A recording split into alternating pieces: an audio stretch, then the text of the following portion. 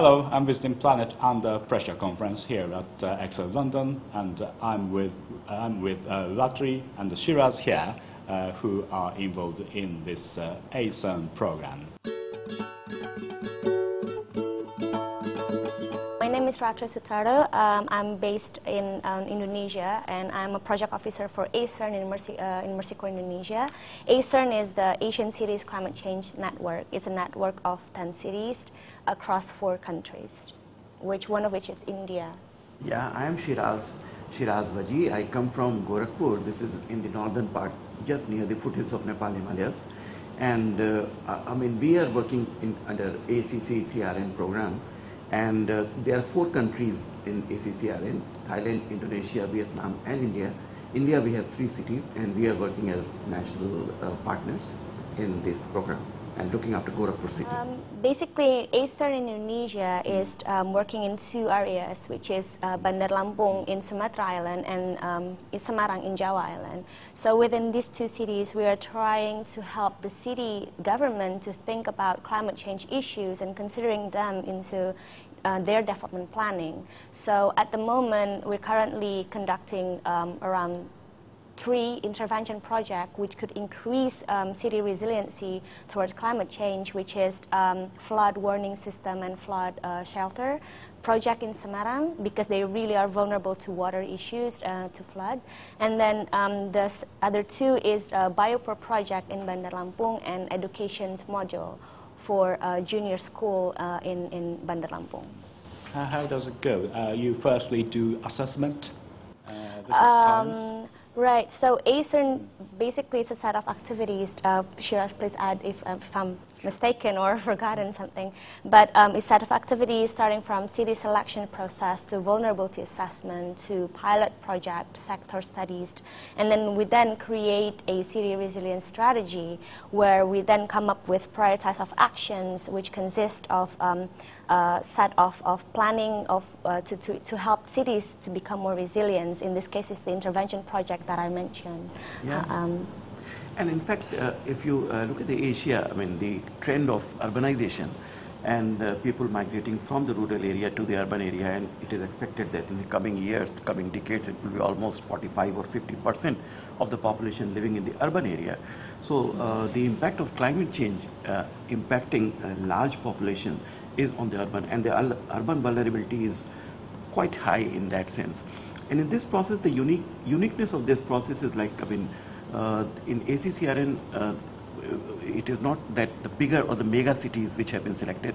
These are smaller, the middle class cities actually which have been selected. So in India also we have Surat, Indore and Gorakhpur, these 3 cities which are kind of middle level cities, the population being around 10 to 20 lakhs or something like this. So in India, you have project in Gorakhpur and other cities. Right, yeah. And if you're talking of the uniqueness and the most interesting part of this process is like in Gorakhpur, we have started something which is very pro-people centric actually. People are leading to the climate. Because actually the scenarios in which we are working is the scenario in which most of South Asian, Southeast Asian countries are working is a weak governance system. And in the urban scenario, when you have weak governance system, then actually the problems and the vulnerabilities actually that increases. So in this process, what we have initiated there is that, we are taking people, the people-led processes of urban climate resilience. And as Ratri was saying, that the whole process is like vulnerability assessment, developing some kind of a resilience strategy for the city, working with the municipal corporation, the municipal government and the city government for climate resilience in the city. So this whole lot of planning, implementation, monitoring, and those kind of processes. And in this, in Gorakhpur city, the uniqueness is like, people are involved at every step in most of the ACCCRN cities. Yeah. So people's involvement is important. Yeah, it is very important. It is very crucial actually. As well as governance. Definitely, yes. Yeah. How important is governance in this? No, definitely. They are the service providers, and they have to deliver the services which is meant for the people, especially if you talk of the vulnerable people. In Gorakhpur, like for example, we have almost 50% of the population which is poor. which is migrating from the rural areas. So, I mean, those who are living on the fringes, who are in the vulnerable situation. So their basic services like drinking water, health, the sanitation, and these kind of things are real problem. And with the climate change impact, if you are increasing the waterlogging, if you are increasing the floods, then the vulnerabilities of these people who are already without those kind of basic services, the situation becomes very alarming. Yeah, so I just wanted to add that local government really are the critical point of ACCCRN, because if you want to build a resilient city, then basically you have to work with the government. Yeah. Otherwise, it won't work. So. Ratri, you mentioned earlier the program involving schools. Could you talk about a little bit about this program as well? Well, yeah. In Bandar Lampung, we see that the capacity within the city is very limited. I mean, the knowledge about climate change is really very limited. So we're thinking that in order for them to be more adaptive, we have to start it from the early age. That's why we come up with an idea to build to create a module of climate change or environmental issue that can be helpful for junior school children to understand. And then after that, we have also junior high school module, which is in more higher level of informations in it. And how all of these programs are funded?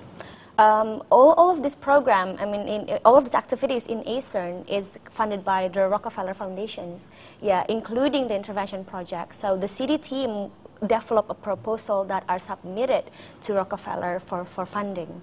And then these are just several examples of projects that have been approved by Rockefeller for the funding.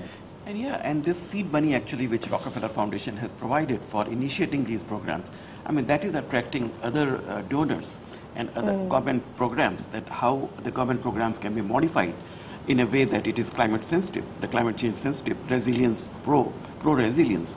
So, I mean, those kind of resources are also coming in now. I mean, that is also started in. But, I mean, as Ratri is saying that, I mean, we have the initial or the seed money actually is coming from the Rockefeller You Foundation. are working as sort of a coordinator, forging partnerships. Yeah. Right. Yeah. How does this partnership work? Actually, the way Ratri was explaining that we had the whole set of preparation for this implementation, the sectoral studies for identified priority issues, then vulnerability analysis, resilience strategy, and so on. So this makes the case for applying to different donors or the governments that, I mean, they provide those kind of contributions to the city for developing the resilience. So there are projects actually which have evolved from this process, which has evolved from a bottom-up approach, coming from the people to the city government, to the state and the national level. Yeah, we create a memorandum of understanding between us as a country coordinator with the city team, which consists of the government and local NGOs and universities. Fascinating. Thank you very much, Ratri and Shiraz. I think your presentation is starting. Yes, it's now. Thank you very much Thank for your you. time today.